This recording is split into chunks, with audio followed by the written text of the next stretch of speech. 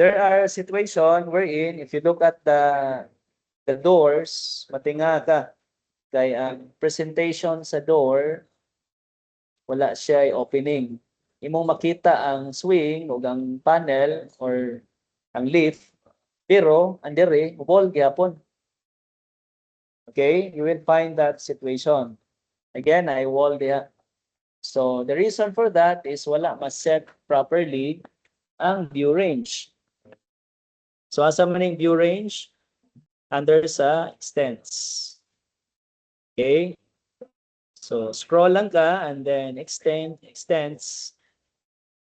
You click edit button of view range and this will appear. Okay? Asa may nahitabuan na class? Ang imuhang cut plane mas taas kaysa door. So pila may height sa door? Standard height of the door. 2.10. Yan na. Or 2 meters. Around 2 meters. So, dili dapat malapas imong cutting plane. So, here, 1.2. So, okay ra.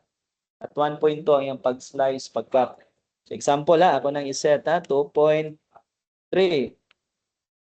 Apply. Okay.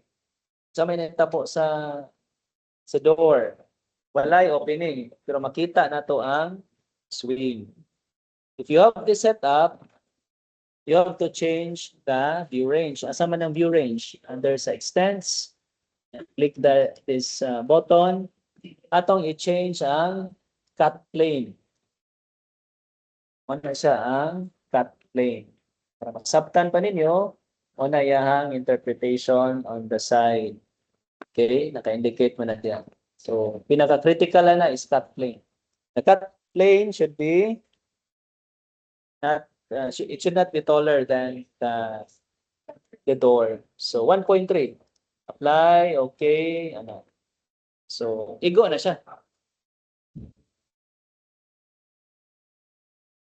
So ma-apply po na sa window. That's the reason nga na yung bang window dili igo sa cut, so dili siya ma-appear.